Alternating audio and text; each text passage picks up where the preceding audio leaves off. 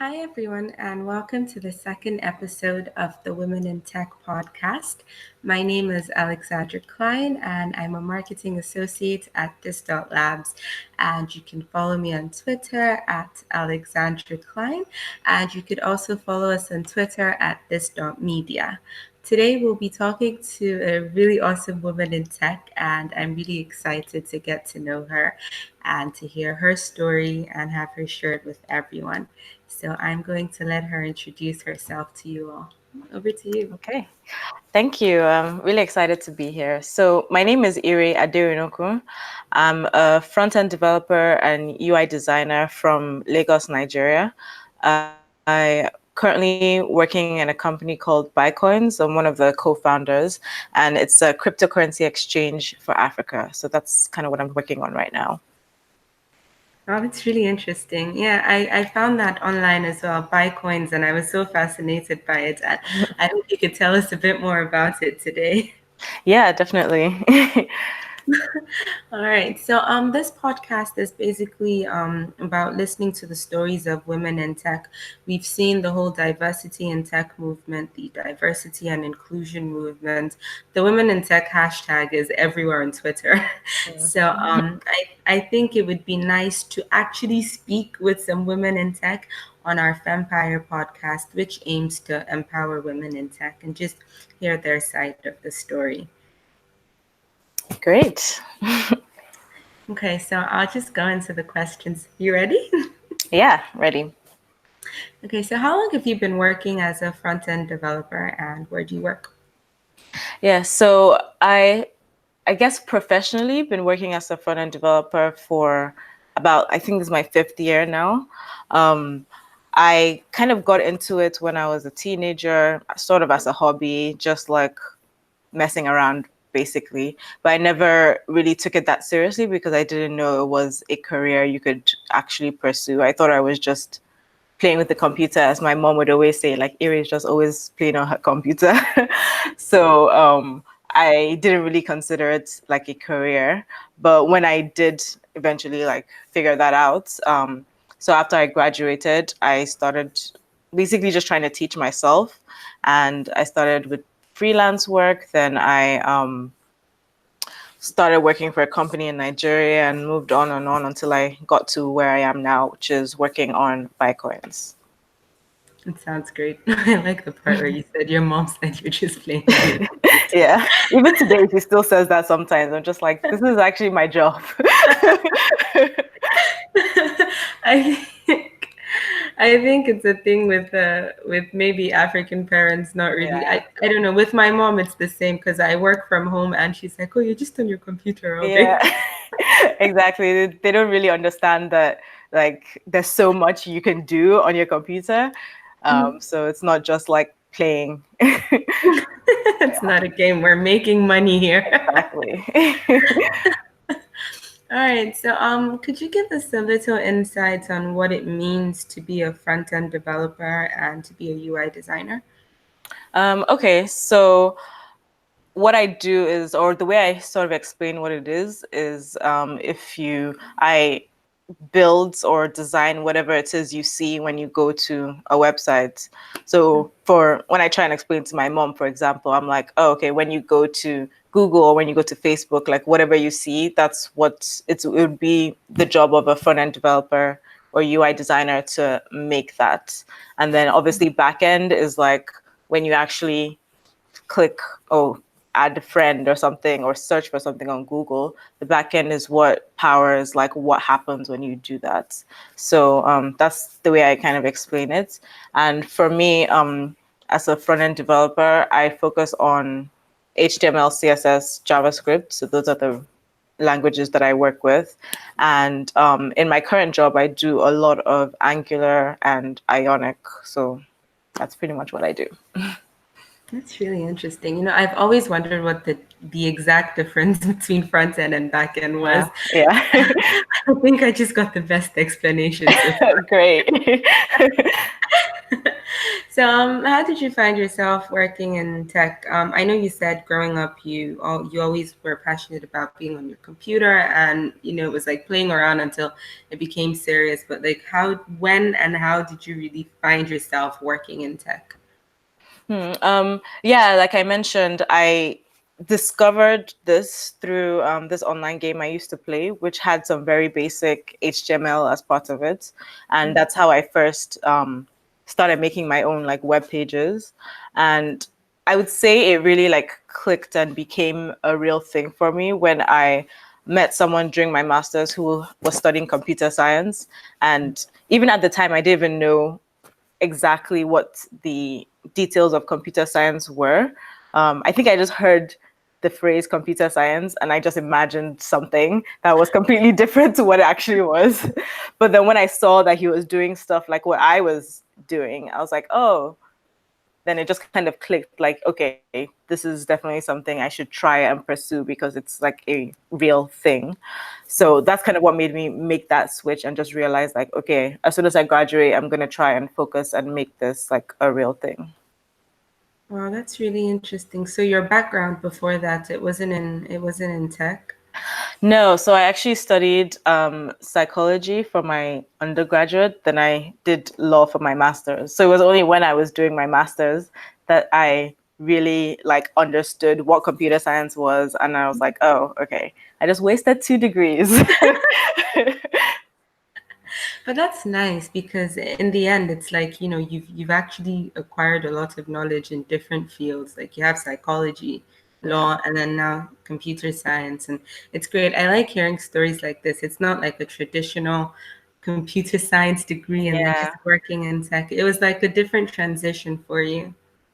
Yeah, exactly. It's probably not what most people go through, but I think a lot of people are actually um, not really like I would say most people didn't, or at least half of the people didn't really study computer science, especially in Nigeria, because even the people that did study computer science, the education system there is not that great.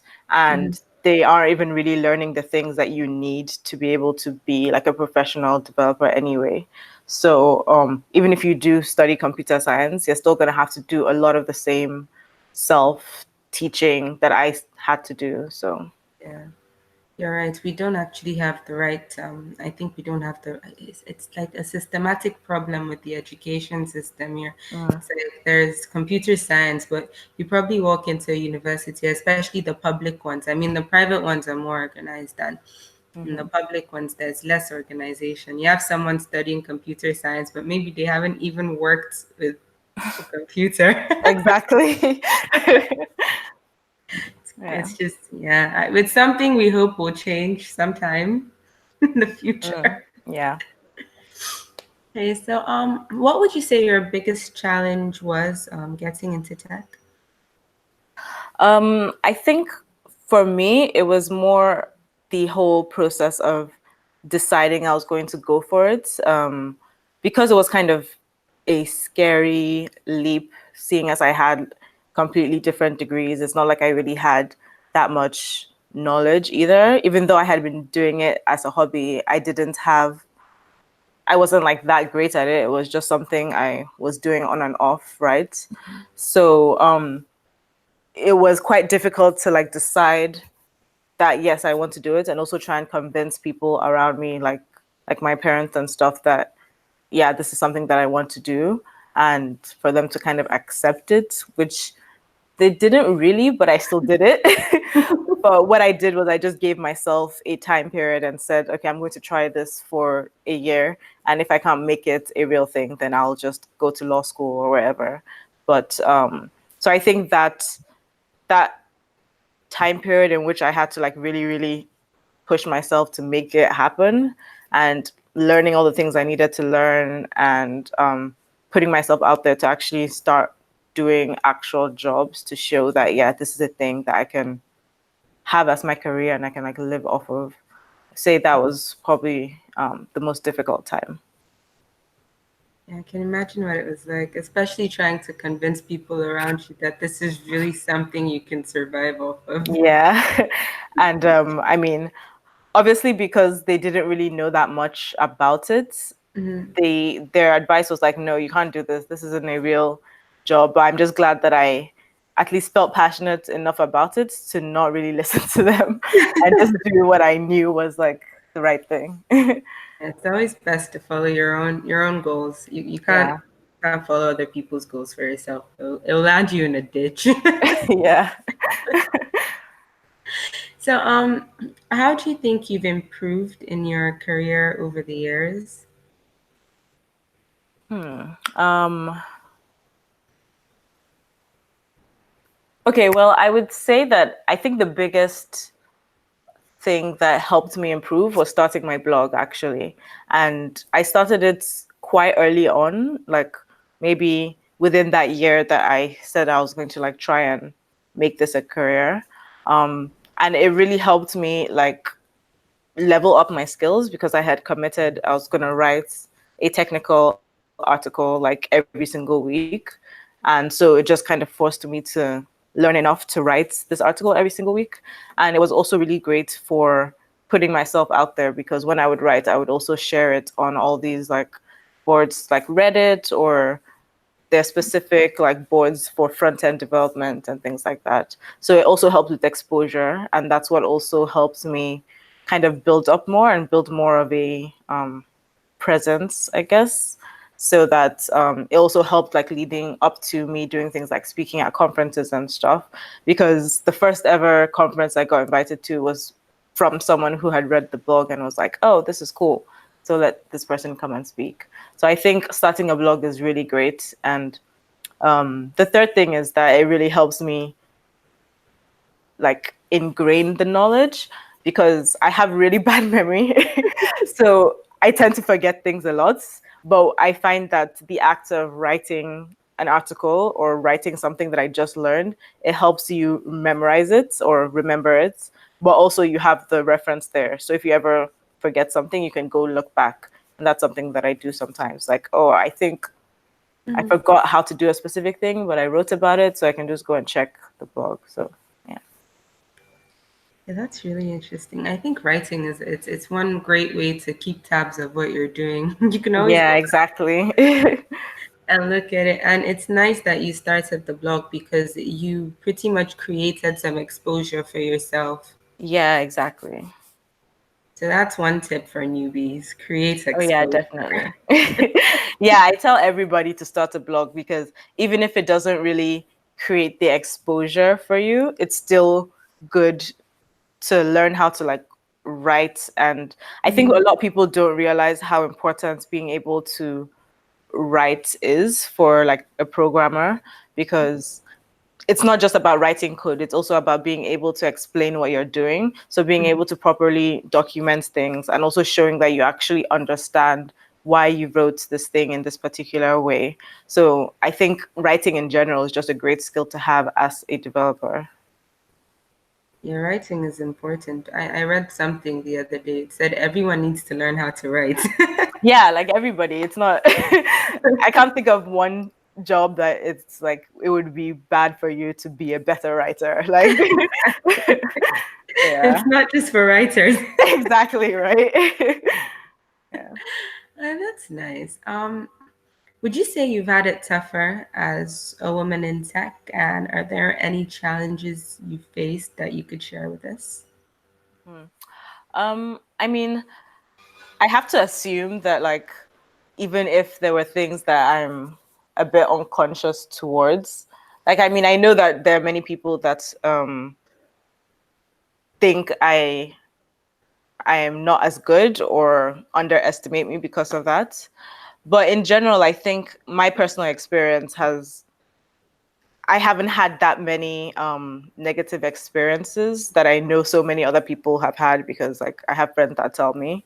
And I think part of it has just been even from like starting the blog, right? Because when I was first doing freelance, I only did maybe about 3 or 4 jobs, which all happened to be with women clients actually. So that was kind of a lucky coincidence. But after I did that and I was starting this blog, the first job I got that was back in Nigeria was also from someone who had seen the blog. So I think in that way, I didn't have to go through the process of just blindly applying for a job and dealing with that kind of like discrimination that might come from being going through it that way. Because since then, almost every other job I've gotten has been on, oh, okay, I already know this person because of their work in this or that. And so I think in because of those things, I never really had to go through those scenarios that are generally more discriminatory towards women. And I mean, of course, I've had all the stupid comments on like Twitter and things like that. But I think in general, my experience has been all right. But of course, like, I mean, maybe if I was a man, I would be like head of Google Nigeria now or something. I don't know. I don't know. But I think like I've had an all right experience. Oh, that's good. Like, it's good Yeah. to hear like another aspect to this whole thing. Most people have had terrible experiences, but it's good to hear that it can be positive as a woman in tech. It doesn't have to be all Yeah, negative. exactly. Yeah. Yeah.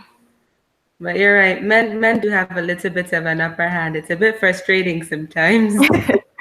Yeah, it is. And I think that's why, unfortunately, we just have to like prove ourselves so much more before they even have the opportunity to like discriminate against us for being a woman. If you just have to be like the best person ever, Yeah. so that nobody can even say that like, oh, I don't want to hire this person because she's a woman because she's like the best.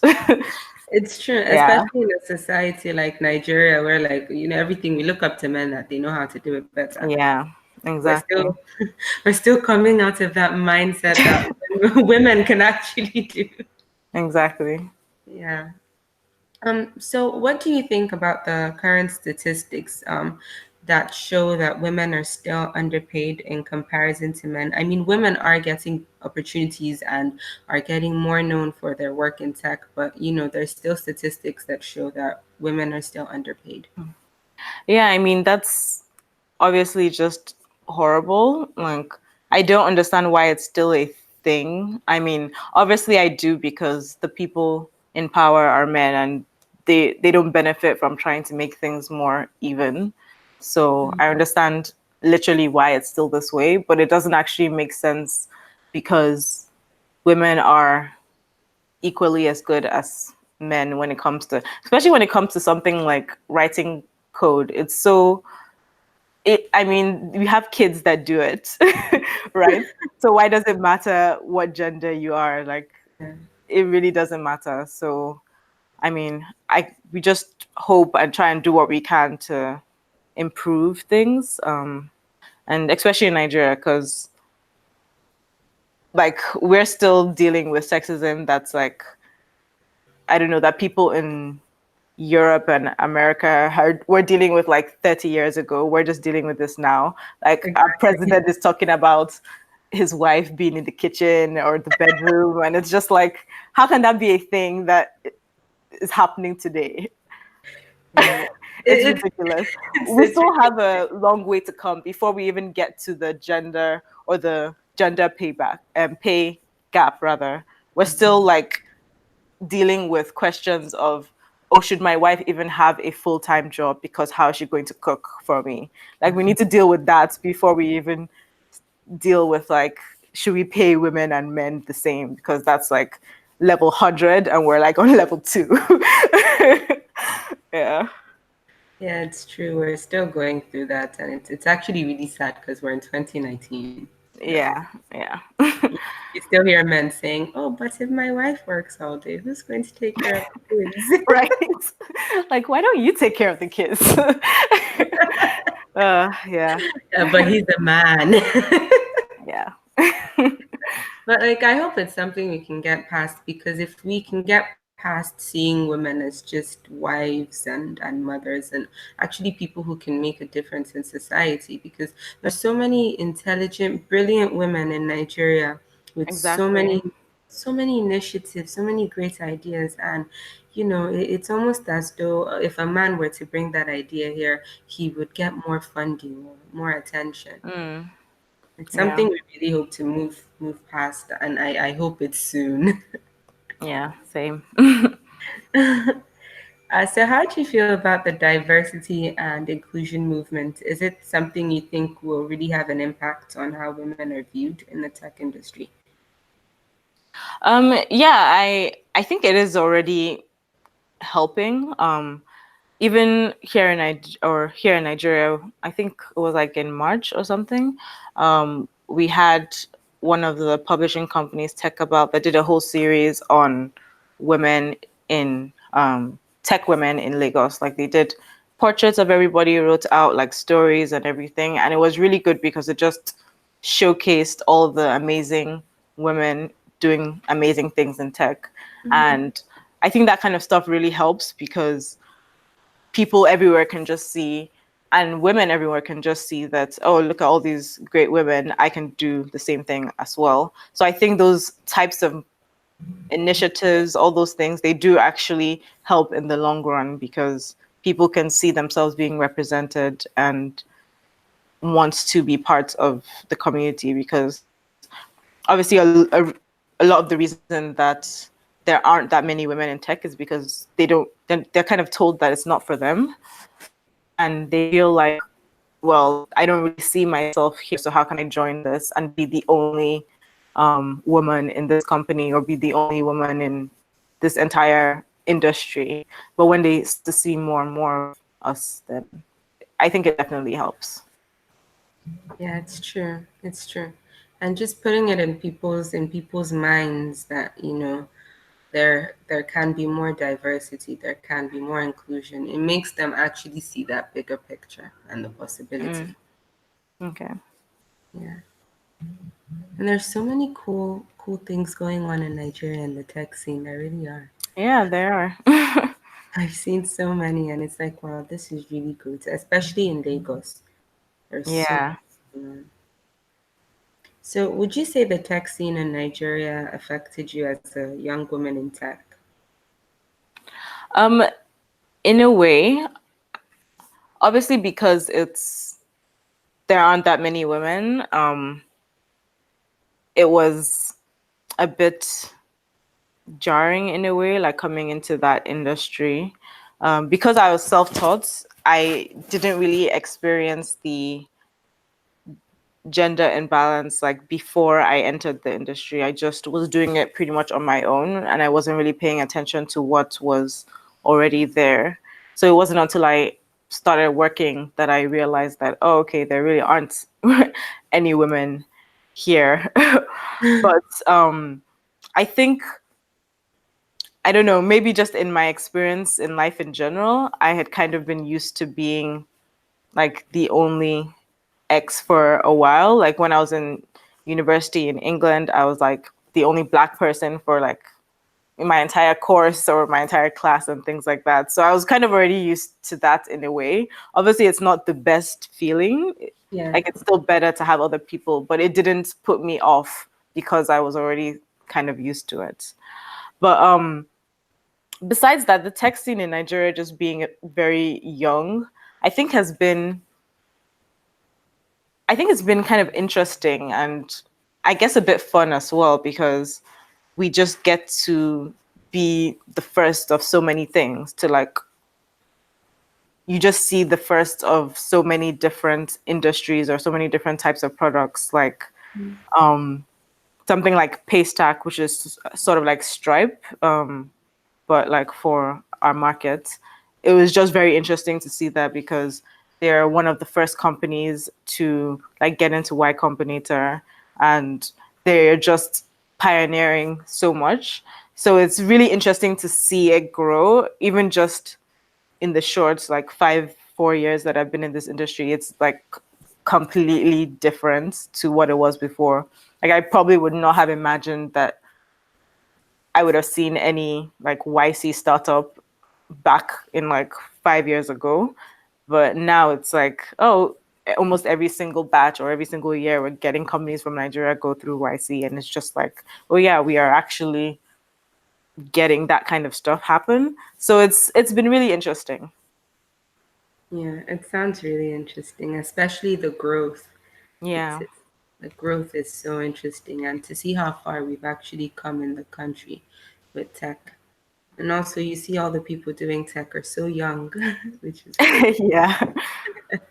I So, mean, in general, the country is just very young. yeah. So, well, yeah, of course, a young country, but also such a new type of thing, like Mm, technology, it's bound to be younger people kind of pioneering that.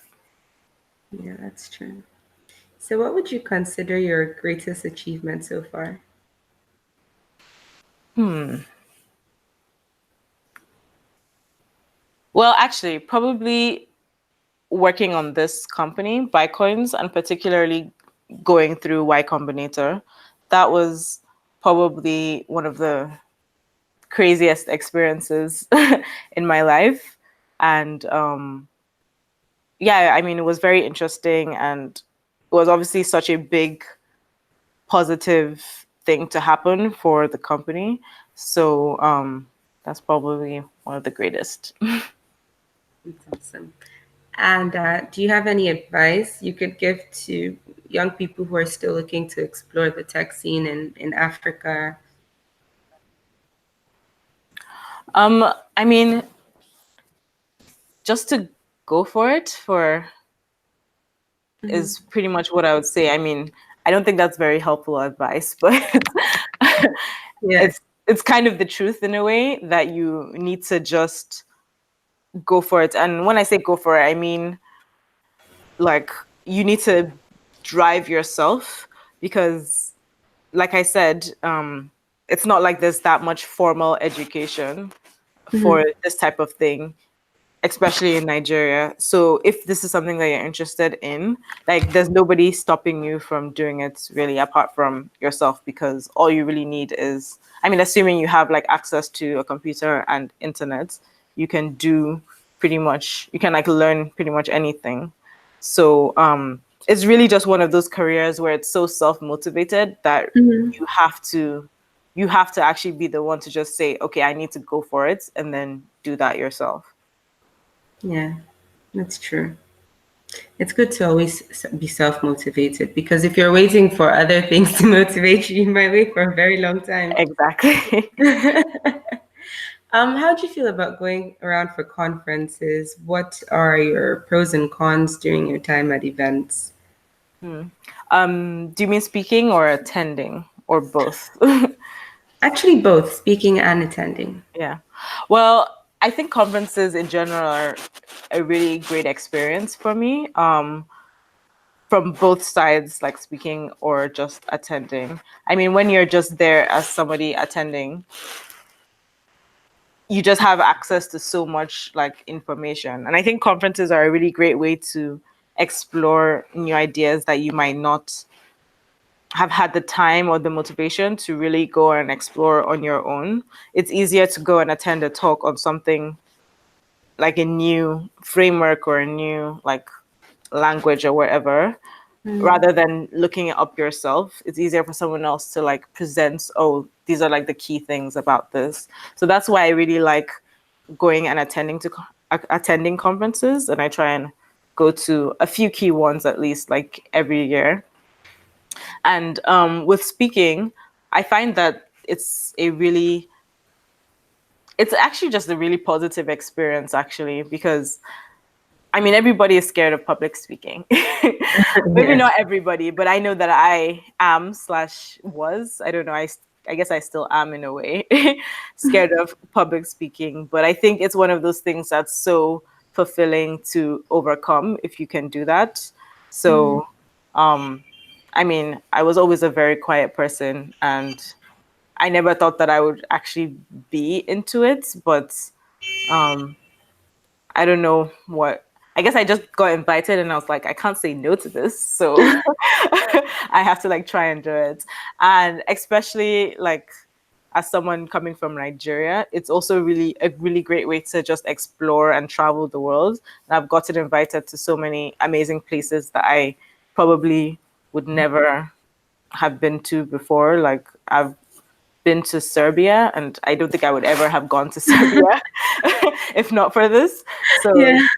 yeah, so it's like a really nice way to just explore as well. And obviously meeting people is another great positive. You can always watch the videos of conferences at home, but it's not the same as being in the same place as Yeah. all these people who are like interested in doing the same thing as you. And you can always like talk to people, and because coding or programming, it can be an isolating thing if you want it to be. Like you can be, if you're self-taught or if you want to work by yourself, you can just be 100% by yourself like your entire career. And so Mhm. doing things like going to conferences might be the only way of really connecting with other people in the same industry. Yeah. Yeah. It's also a great, yeah, it's a great way to meet people. I can't Yeah. imagine how lonely it could get sometimes. Yeah, exactly. Could you please tell us about your company, Buy Coins? What is it about, and what should we expect to see? Okay. So, like I mentioned, we're what's called a cryptocurrency exchange. So, if you've ever heard of something like Coinbase, we are similar to that, but for the African market. So, what we do is allow you to buy and sell a range of cryptocurrencies. So, for example, Bitcoin, and you can, the key thing or the key value that we provide is that you can do that using your Nigerian card or bank account. So you can buy or sell using like Naira, which most other exchanges like Coinbase, you can't buy or sell with your Naira. You have to have a like UK bank account or US bank account or something. So Yeah. that's like the key value that we provide.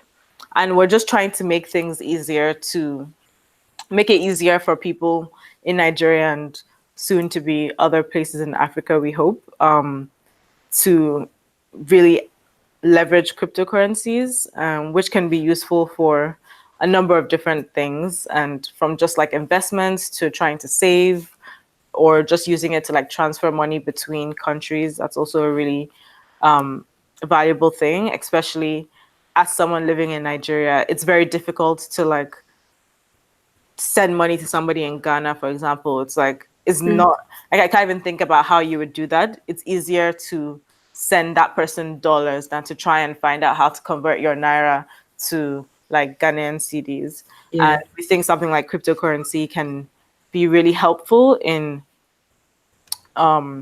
making those stuff so much easier and cheaper and more secure and all of that good stuff. So that's pretty much what we do. That's actually really interesting. I like that it's really catering to the Nigerian market. Hmm. It's a really interesting aspect. At least, there's so many people interested in cryptocurrency, and now they get to be a part of it, and they don't even Exactly. have to think about using a dollar account. They could just use their regular Naira accounts. Exactly. So, what advice would you give to big companies looking to create a diverse workspace? Um, well, I think it's just about making things easier or sort of leveling the playing field in a sense when they're looking for candidates. So if you're trying to find, I'm trying to find like a good example for Mhm. this. Like, okay, so for example, if you're a large company and you say that you want to hire somebody, but you make it a requirement that they need to be able to like fly to New York in a week or something. Mhm. And yeah, and even if you would pay for that, everybody who has like a Nigerian or African passport already knows that wait, you need like how many months to apply for a visa. Like, so when so if you're really that interested in um having a diverse company, you Yeah. have to be a lot more aware and a lot more sensitive to the issues or the things that will make things more difficult for somebody in Nigeria or whatever like demographic they're trying to target. Or if you think about it with like women and men, if you say Mhm. something like you need to have something like good maternity leave, right? If you're trying to attract women, you need to know the things that women need to be able to, or to want to work for a company.